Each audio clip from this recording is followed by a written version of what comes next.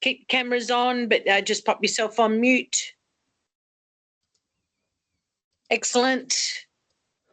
Well, I think we might get started. Sorry about the couple of minutes delay. But hold on, Bob. Hold on. In the meeting. Yep. I think someone needs to go on mute. Thank you. Well, welcome to our Lunch and Learn today. Today is hosted by our Platinum partner, Afterpay. And we were all out in force with Afterpay as well at the FIAs last week. So if you were there, we would have seen you. If you weren't, you really missed out on an amazing, amazing evening. But without further ado, today we're actually going to hear from David Mann. He works for Mastercard and he's an economist, and he's going to share us lots of insights, but I'll let him tell us what he's going to share with us. So over to you, David. Okay, thank you very much. And yeah, apologies for the late start today, just a couple of technical issues from my side. We have a lot of material that I'm really looking forward to sharing with you all today, where we're going to be able to run through a lot of our thoughts of what's going on in the global economy, what the big picture is, to what degree any of the crazy stuff that's going on worldwide does versus does not necessarily make a difference for the retail space in the case of Australia. I'll also be able to run through from the sort of 30,000-foot view, literally the sort of view that I'm showing on the screen now, where we're way zoomed out, all the way down to the much more zoomed in version based off our own data set that we have from the spending data that we have, that we can also compare globally. Happy to also take questions as I go along. We don't have to wait for the very end. We've got a good amount of time this morning to be able to get through a lot of the key issues if other things are on people's minds.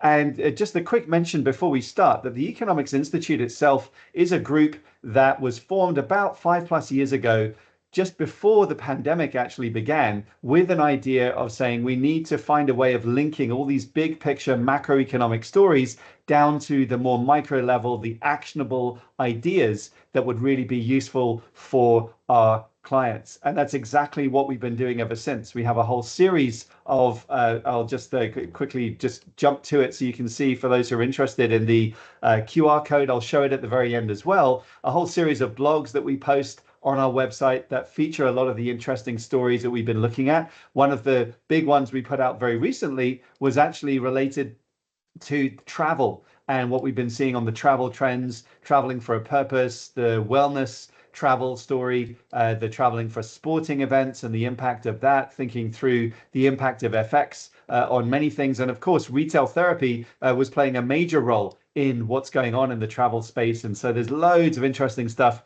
to delve into there, including even what we saw as the impact from, for example, the Taylor Swift event series that was running over the last few years. We did a big analysis in the case of the US to give an idea of the sort of way that we can do that sort of event analysis. But moving over to the really big picture now.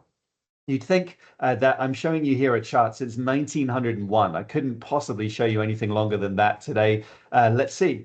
And the reason I'm going all this way back is to give the historical context to what we're actually seeing if you go all the way through the COVID pandemic period and the years since then. And it's relevant because of the collapse that, as you can see here, was minus 4.4% global GDP growth. That had not been seen even in the global financial crisis, certainly not seen in the dot-com boom and bust. Any of the recessions of the 90s or the 80s did not track as badly as we saw in 2020. In fact, you need to go back to 1945 to find any point that was as bad and painful as it was in 2020. Now, why is that relatively old history relevant today? Well, because of that swing lower that we had in the global economy and then the instant bounce that we then saw in 2021, we got very disorientated, just like a bungee jump. If you jump off a cliff, you know you're going to bounce, but after you've done that bounce, that's when you lose your orientation of where the ground and the sky is. And that's exactly the story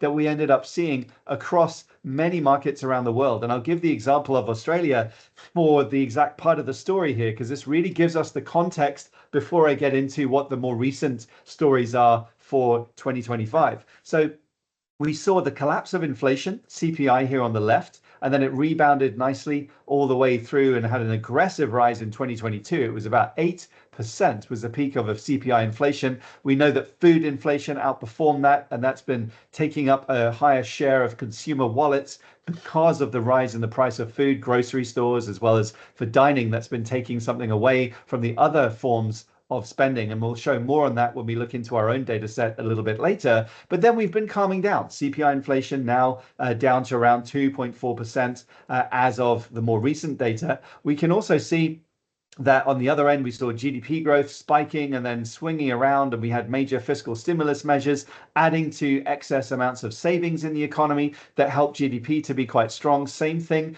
with here, PCE, personal consumption expenditure. At one point in 2021, it was up 15%. Another year, we had it up around 12%, and it was, of course, well above the trend. Now we're slightly softer over the last several months, and in the second half of 2024 in particular, was quite a bit weaker, and it has been calming down. We think, and I've got a few reasons why I would be a little bit more optimistic, and cautiously so, but still optimistic of where we go in the second half of the year on PCE. And then wages, as we know, also had that spike, and it's been calming down a bit more within the range that the Reserve Bank of Australia would be comfortable with. Now, because I mentioned the disorientating impact of the bungee jump, and you can really see it across all of these variables that I'm showing you here, the best way of understanding where we really have landed within all of this is to look at the same metrics, but look at it on how have the levels of prices of GDP, of consumption, expenditure, and wages actually been moving. So I'm now changing the view so that you can see the move in CPI for levels terms. And here, the white lines in all of these cases represent the trend that was in place pre-pandemic. And then we have the actuals shown in the reds and then through to the greens. Now we can see here that the difference versus trend for CPI inflation, the level of prices is nearly 6% above what the trend rate suggests it should be. Meanwhile, wages, yes, they're above the trend line too, but only by about 2%. So it's nearly a 4 percentage point difference between how much higher prices have gone up versus how much wages have gone up.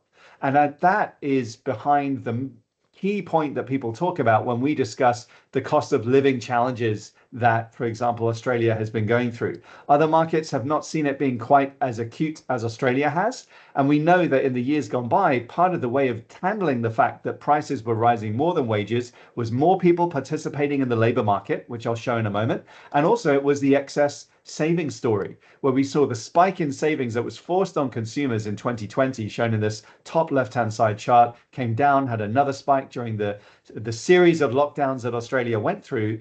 And then versus trend, we actually have been below the trend line ever since 2023. So we've been coming down off the savings mountain. Now there is still, we would argue, some more of that excess savings that can still get used up. We know that the level of household deposits, as shown on the right-hand side here, is above the trend level by quite a large amount, by about 26% versus trend. We have excess amounts of household deposits. No surprises, given the higher level of interest rates, attracting money into interest rate offset accounts to at least try and reduce folks' burden from their funding of their mortgage.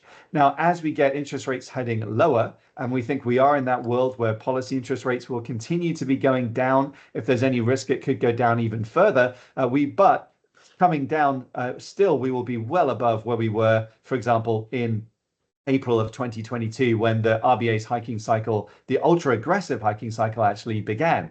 Now, this can continue further. We think we can get down to just about maybe 3% by the end of the year. There is a risk that it could even go a little lower than that.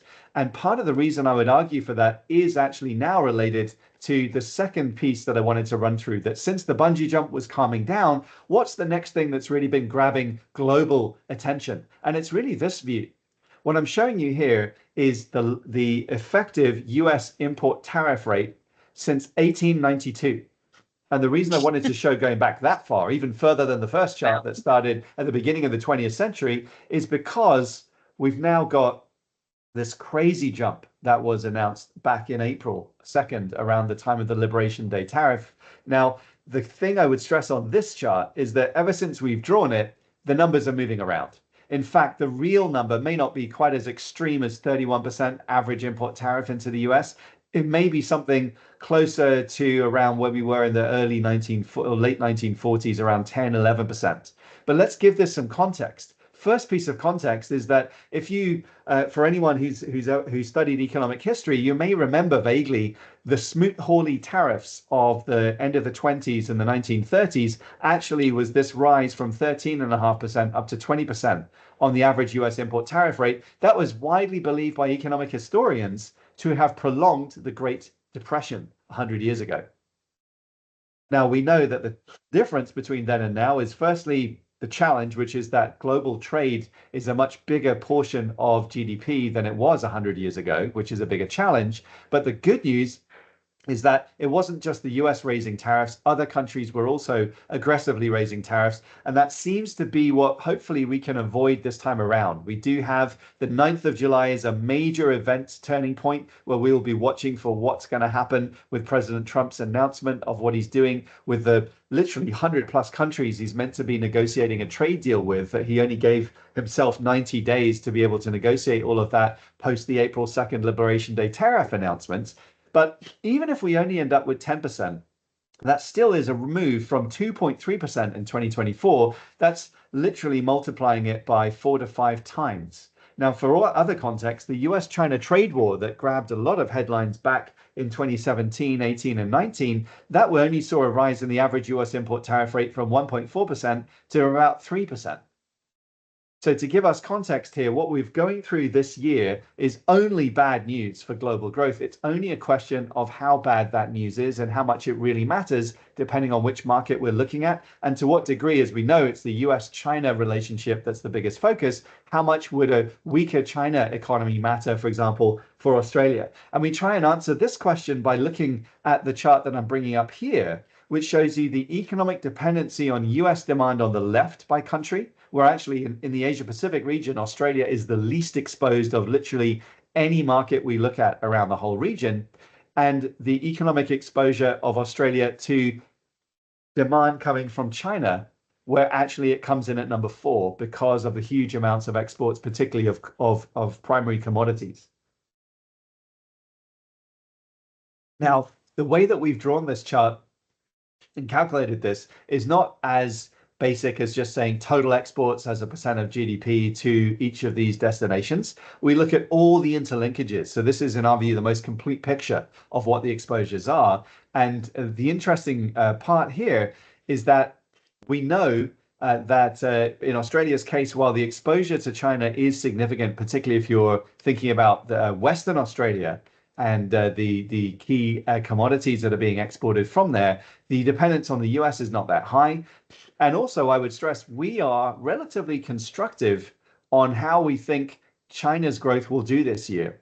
Because even though we know that is the main center point of attention from the US in terms of its trade war, while it's tariffing everybody and everyone is going to get, we think, a minimum 10% tariff, even in the best case scenario, as we saw with the UK-US so-called trade deal that looked more like an MOU rather than a real trade deal. Lots more of those MOUs may happen by July 9th. Many others may see punitive tariffs kicking in, and that's where we'll focus back in again on the most exposed markets here, such as Vietnam. But for Australia, and thinking about the China exposure, China was ready for an aggressive tariff increase coming from the US because it watched what President Trump was saying on the road shows when he was going around doing his campaign speeches at the end of last year. He was talking about a 60% tariff. Now, today's effective tariff rate is already down to about 38%. So it is still much higher than it was versus 6 months ago, but it's actually lower than the amount China was assuming when it had imposed its ultra aggressive fiscal stimulus package in March of this year that was actually more aggressive than even 2020. And let's not forget, go back to 2020, that was a complete collapse of the global economy. So with that in mind, actually, we think China's growth story could be actually a positive surprise this year. We have not downgraded. We actually are upgrading slightly our view of what China's growth will end up actually being. There's more fiscal stimulus. It could boost consumption. It could even boost investment. And we think some stockpiling of commodities could happen in the scenario of getting a much worse case outcome for what the story is going to be from the trade war. So with all of that in mind, actually, we're not so worried on this front. And I think while it matters, it's worth paying attention to. I think it's worth remembering that there are still some positives that can come from this that might be more interesting for thinking about consumers in Australia. Now we should really start doing the zoom in, as I promised, from that 30,000 foot level view down to something more zoomed in. The first point I want to raise is oil prices. Now, on the 1st of April, we were around, let's say, an index level of 101, as you can see from the Brent oil price chart. We dropped about 20% in the aftermath of those April 2nd tariff announcements. That's how bad the markets were expecting global demand to turn out to be. Now, as a result of that, we think that in the aftermath of hopefully we've ended the worst part of the geopolitical risk that led to this re-acceleration of oil prices over the first half of June in particular. We've already been coming off pretty hard on oil prices. We think we go back down again and maybe even lower than this on oil prices. So for consumers, energy costs we think are heading lower. The other thing that we think is going to be heading lower will be actually consumer goods in general, because China will be facing way more import tariffs going into the US. It will be selling a lot more aggressively all over the rest of the world. Cars, electronics, apparel, they should be flooding into various markets even more aggressively with even more price cuts than we saw pre-pandemic. And anywhere that's not doing a lot more protection to try and handle that, that is where the main, I think, challenges will be for, say, domestic producers. But also it means that there's or deflationary pressures coming from China from the goods that they produce. They make 85% of the world's toys, for example.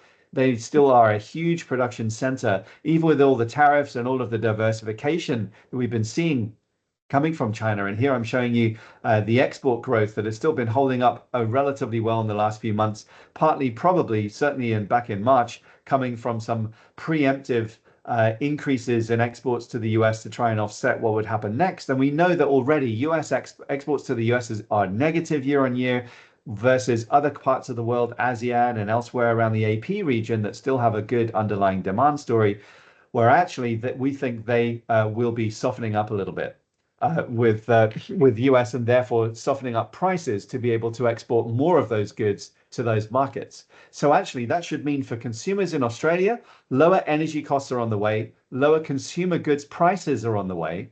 And then the third point that I think will help, separate to thinking about exports, will be coming back to the point that I mentioned earlier about interest rates going lower.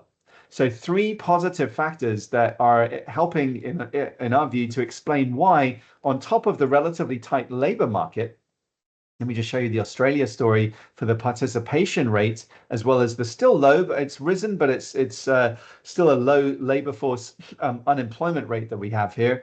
We know that actually with a participation rate as high as 67% in Australia's case, up from 65% pre-pandemic, that actually means if you were to adjust the unemployment rate for an assumed flat labor participation rate, that the unemployment rate would be closer even today to 2.5% rather than the 4.1% that you see officially announced.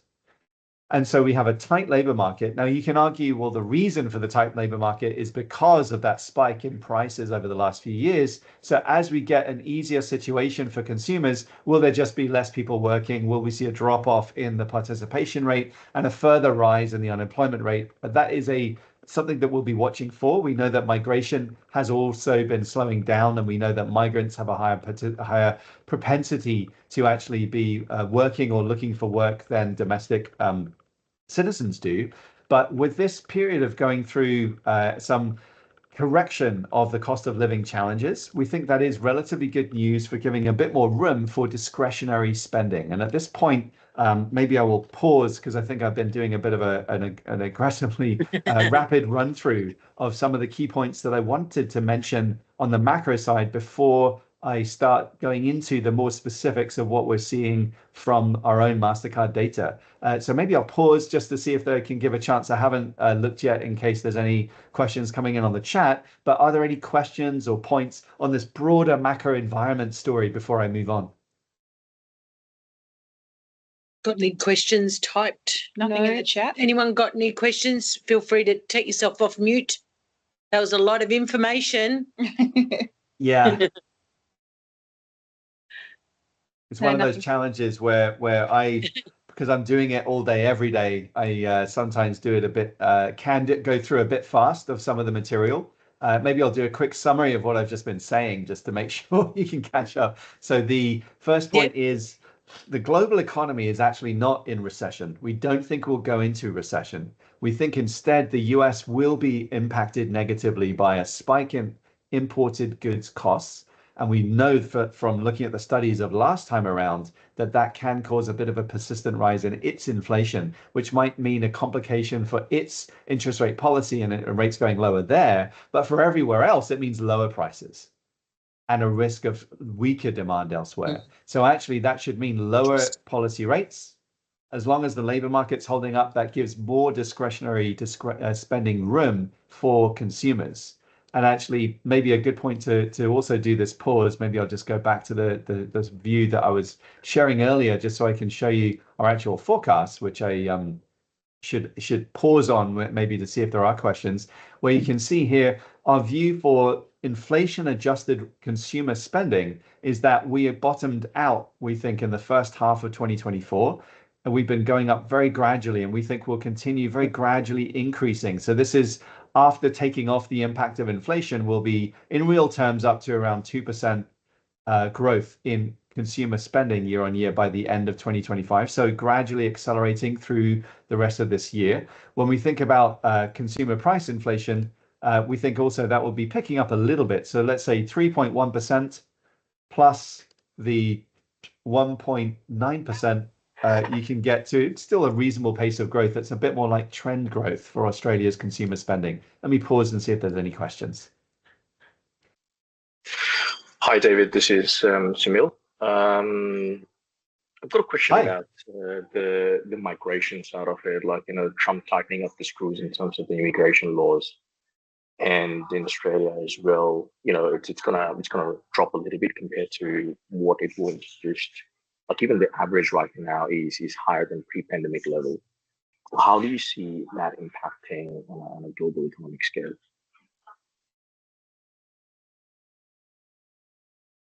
Sorry, just to clarify, you're asking how we see it panning out specific to Australia, or put it in the sort of Australia, of course, mainly, but even globally, right? Because there will be less movement as well in a US labor market, because the migration is tightening up. So how do you see that impacting across the board? Yeah, that's right. So in years gone by, one of the extra sources of strength, particularly for Australia's growth, was 100% related to what we were seeing coming from migration flows. So on a per capita basis, I think it's quite a well-trodden path in the media talking about the per capita recession that Australia went through. And that is absolutely right. It was one of those big challenges in the case of Australia when we think about how, were it not for the extra growth that was kicking in from just more people arriving, that actually we would have seen a negative growth in some of the numbers, those aggregates that we're looking at here. And I think this is important because now, to your point, we are slowing down on what we're actually going to be, what we are seeing right now. And let me just show you the per capita story that I was just mentioning to come back to your point. When we look at, say, per person GDP growth, the aggregate number is in white here. So this is aggregate GDP growth overall. The per person GDP growth is in red. Now we can see very clearly that migration all along has been playing quite a positive role in helping to support Australia's economy. So a net rise in the number of people, a little bit, of course, there's still some marginal positive from just new entrants, domestic citizens into the labor force, but also from migration. It's made a difference. Then we had the collapse of 2020. And then interestingly, actually, when you look at the differential between these two, the gaps are, at one point it was slightly bigger, but we're narrowing it now, similar to where we were before. We think on migration, we're heading towards a similar kind of trend to what we had pre-pandemic. So we're easing off from the surge in inward migration that made up for lost ground during the COVID pandemic period where it just wasn't so strong. There are, of course, the challenges on logistics, on infrastructure of handling, do we have enough housing being provided in the key locations, Melbourne, Sydney in particular, And so that challenge also is another reason for trying to pump the brakes a little bit to slow down, to let the infrastructure catch up. But the challenge is that, yes, now migration's weaker. We think what's going to take over from just more people showing up that was impacting and helping growth to actually more discretionary spending power as a result of more people that are in the labor force and working and still earning a positive inflation adjusted wage. And at the same time, more discretionary spending adjusted because of that inflation adjustment coming from lower energy costs, lower consumer goods prices, and also lower interest rates. So we think those three things will be helping to offset some of the aggregate benefits that are not as strong these days as they had been during the surge of inward migration that had been the case if we go back a little bit further in time. Thanks, David. That makes sense here. Good question, Samuel. Thank you for that question. Do we have any other questions before I jump on to some of the other topics? No, none online. No. Thanks, David. No? Okay, great. So actually maybe I'll do one thing. I'll reinforce that point I mentioned earlier about the impact of more people arriving in the labor force and the rise in the participation rate. If we look at the actual unemployment rate, as I mentioned earlier, it's around 4.1%. If you assume the same labor force participation rate, so the same percent of the working age population working or looking for work as we had pre-pandemic, the actual unemployment rate then would be this line down here, 2.3%. Now, you could really decide, and I think everyone can decide for themselves, is that a glass half full or a half empty story? Because glass half full story is there's more people working. The unemployment rate is even lower than ever before. That's great news. More incomes. And it is true. But why were there more incomes? It's because of necessity, you could argue, that over this period since 2022 in particular, that's when more people needed more dual income households to get by. Mm-hmm. So my point now is, as we go into the next stage of Australia's story, what are we going to see next with the participation rate? Really thinking about the context here of what's the story for example, let me just get this back in. What's the real picture, big picture story going to be for labour participation? If it goes back down to where we had been pre-pandemic, then that's not the source of strength and the reasons to be positive. But actually, I can make a very good, strong case that it may stay that high. And actually, that's also good news. So tight labour market. I know there's also been the story about, well, what jobs have been created and how much that'll be toned down because there's lots more of the private sector employment that had been surging as a result of various policies in the recent years. So those are the big debating points. But let's get now, in the interest of time, into what we've been seeing. And let me see if I can zoom this a bit so you can see it more clearly on the screen. Maybe I'll do one more zoom. Here we are looking at Australia's mass market consumers on the left, affluent consumers on the right. This is actually based on our own data. Year to date 2019 is the inside circle and 2025 is the outside circle. We show what is the share of spending for mass consumers on essentials comparing end of 2019. And in a moment, I can change the view to compare to the end of Q1 of 2024. On essentials in green, we can see in both cases, affluent as well as mass, and for mass it's even bigger, that the share of spending on essentials has gone up. No surprises. When we do the double click on this, then we can really see where this has come from. Now, remember earlier I mentioned that the price of food had really outperformed, and it was an even more aggressive story in Europe where the Russia-Ukraine situation worsened the spike in food prices that we saw taking place back over the last few years. That cumulative rise in prices relative to all other prices and the preference for eating out and experiences has meant that for mass consumers, dining has gone up as a share of wallet. And maybe I'll just go around the circle for those who may not be able to see all the text in here. This is travel on the top right. It's gone down as a share of wallet for mass consumers. It's gone up as a share of wallet for affluent consumers.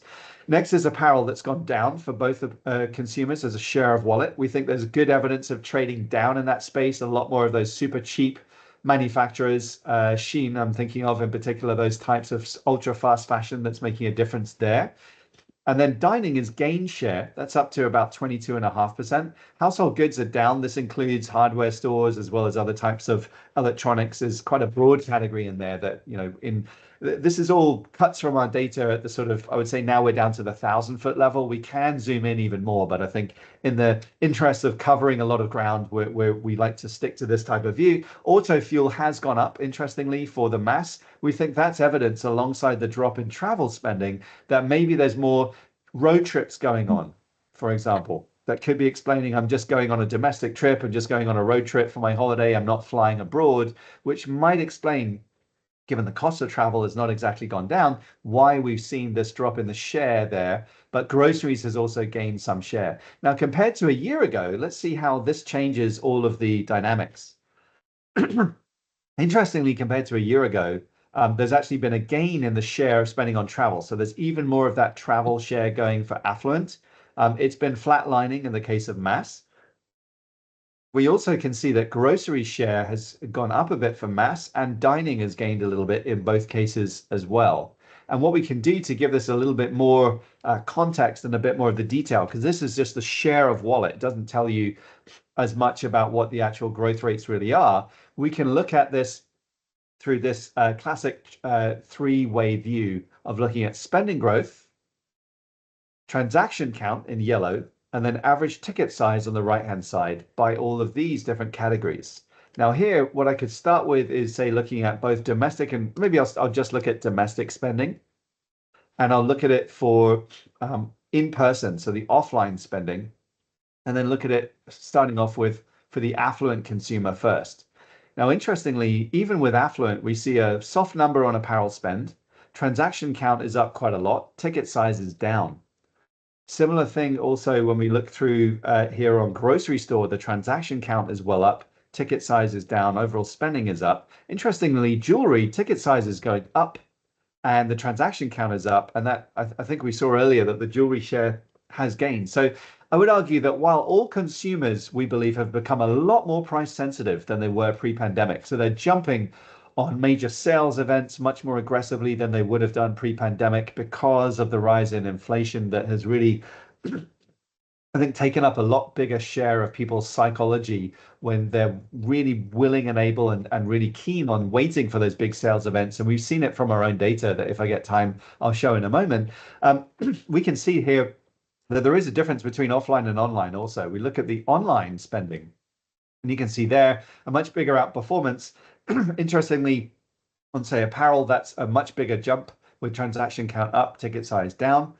We also have seen it in the dining space also, ticket size slightly lower, bigger transaction count, and still very good growth in the online space. I'll just look at it for mass consumers. It is not performing, not growing as strong as we saw with affluent. But interestingly, the apparel one in particular also follows a similar pattern of some trading down evidence where lower ticket size is there, transaction count is up quite substantially, and therefore the overall spending growth is quite strong, much stronger. That was like 16% growth versus in person where it's not going anywhere.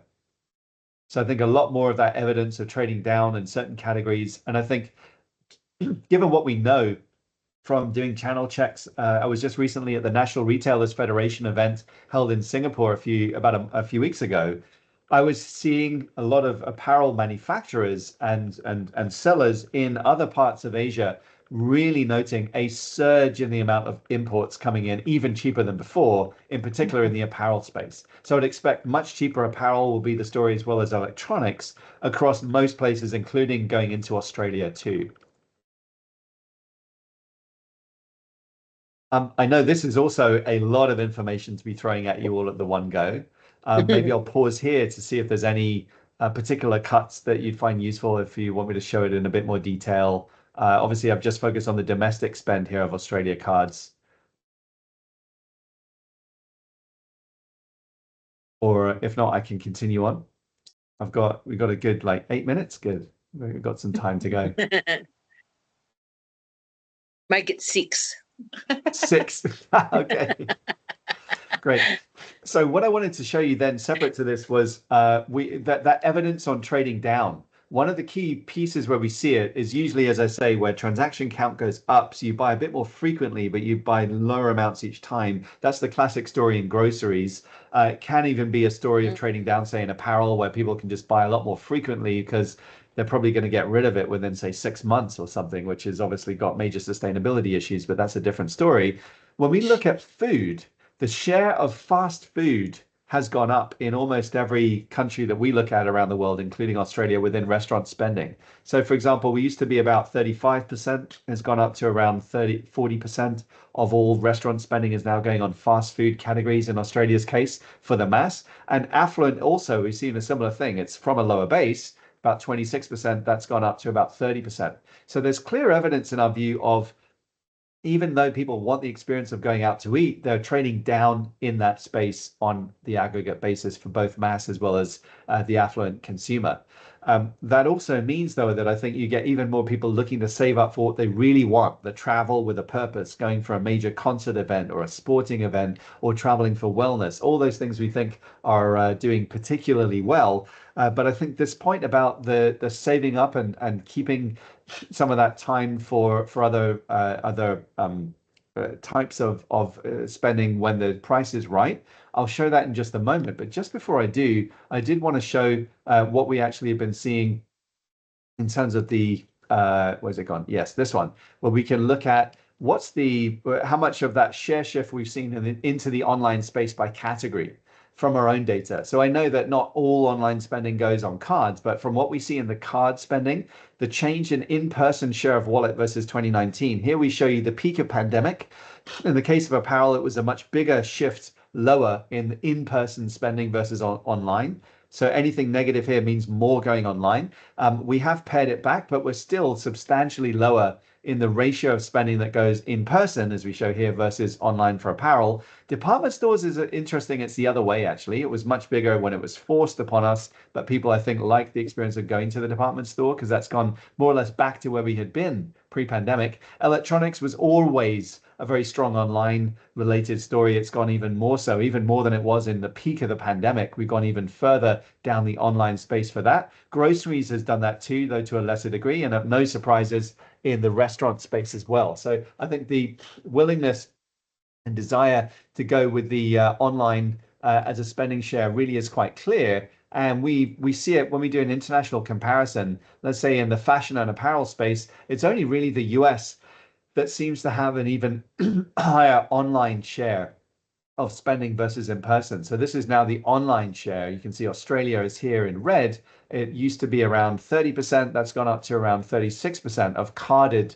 spending that we see going online, well above, say, what we see in places like Singapore or Hong Kong, for example. And I'll just show it quickly for, say, let's say restaurants and bars, where, of course, the online spending trend has also been doing very well. You see in Australia's case, back in 2023, we were 13%. It's actually gone up even further these days to around 17% is going in the online space for restaurants and bars. So a further increase from what was already relatively high compared to, say, New Zealand that stayed around 9-10%. Australia does have a stronger story. Hong Kong's also been jumping up a bit there too, but there's the Australia story. So then the final thing I'll show you today before I finish the bombardment of all of the different stories that I wanted to have a chance to share with you today is actually to show you how we've been performing when it comes to sales events. So here, what we're looking at is compared to the previous year, how we've been seeing the sales for all the different periods. So I could go by individual category, like let's say the Black Friday, the Cyber Monday style timings, where you can see, particularly on Cyber Monday in Australia's case, compared to the sales event in the previous year, is a much stronger performance. And we think that's this increased amount of sensitivity we're seeing. This is for total retail. I could change it for, say, apparel, where we still see it being very, very strong, or electronics. Actually was not quite as good as the previous year on that one. But in general, total retail spending has been outperforming when it comes to the holiday spending analysis. And we think part of the reason for this, as I mentioned, is the price sensitivity. When consumers are traveling, they're showing that sensitivity, a lot more travel to, say, Japan, as a result of wanting to go there for also retail therapy because it's such a big discount shopping in the stores there versus in Australia. And this is true for all across the region. Everyone's been wanting to go and do that sort of thing, but also during the major sales events too. So maybe I'll pause here. Thank you so much for your time and attention. Happy to take any final questions before we wrap up for today. Any final questions? Or do we have to watch the recording to absorb a little bit more of what we just saw? I have one question, if that's okay. Yes. Sure. I was just wondering, with you mentioned like domestic travel is increasing compared to maybe international travel, and looking at like the automotive fuel, rise in fuel as well. Like, do you know what the proportion kind of change is for that domestic versus international travel for Australia? Or would that show in the insights you have there? Yeah, we would need to. So what I would like to do to really answer that question fully, and we do it periodically, is we look at what are the intrastate travelers spending looking like compared to international travelers spending. So we can get, so if you're thinking about, say, spending in Australia by, say, just domestic travelers versus inbound international travelers, we can see that and even do it by state and location. But that would need an extra cut of slice and dice of the data that I don't have for us today. But it is the sort of thing that we can do. Actually, I should mention, we just went from 30,000 feet down to 1,000 feet. We can easily go down much more granular than that, as our say, advanced analytics groups do, and the others folks within the rest of the services division of Mastercard. So they can go into a lot more of those sort of granular analyses. I think the fact that we saw earlier that the share of spending on fuel is up, it can either be that there's less work from home, more people driving in to work than they did previously, or it is because it corresponds with that drop in the share of spending on travel agencies and hotels, that maybe there is a little bit more that's, say, going on spending on an Airbnb somewhere and I just drove there. And so okay. I think the proxy indicators tell us it is there. To get a more precise answer, we would need to do a follow-up with you, I'd say. Okay, all good. Cheers. Great, thank you. Thanks, Ryan. And I'm just leaving up the link to the website again for all those interested in scanning the Use QR the QR code, everyone. Yep. Excellent. And I will, when I send the recording, I will send the QR code again. And thank you so much, David. That was uber insightful. I did get bits and pieces of it, but yes, I definitely have to watch that recording again. So everyone will get the recording. You got a few claps there. Thank you very much. Sure, thank you, and happy to go through it again. If people would like one-on-one, just do let me know. I'm sorry, I was trying to cover maybe too much ground. Yeah, thank you, and thank you to Kelly and Harriet from Afterpay, who are on today, and they're hosting it. But obviously, David had all the research and information, and Kelly did say to me earlier that she always goes away, with a sort of a wow look on her face every time she hears David talk. So we really appreciate your time, David. Thank you. Great. Thanks so much, and have a great day, everyone. Yeah, and we have our next Lunch and Learn coming up on Wednesday, 16 July. So we have One Music hosting, and we're going to talk about music licenses. We're Music Licensing 101 for business. So please log on for that one. And thank you, everyone, for sharing your lunch today with us on this Wednesday. So see you soon. Thanks. Bye-bye. Bye. Thanks, everyone. Thanks, everyone. Bye.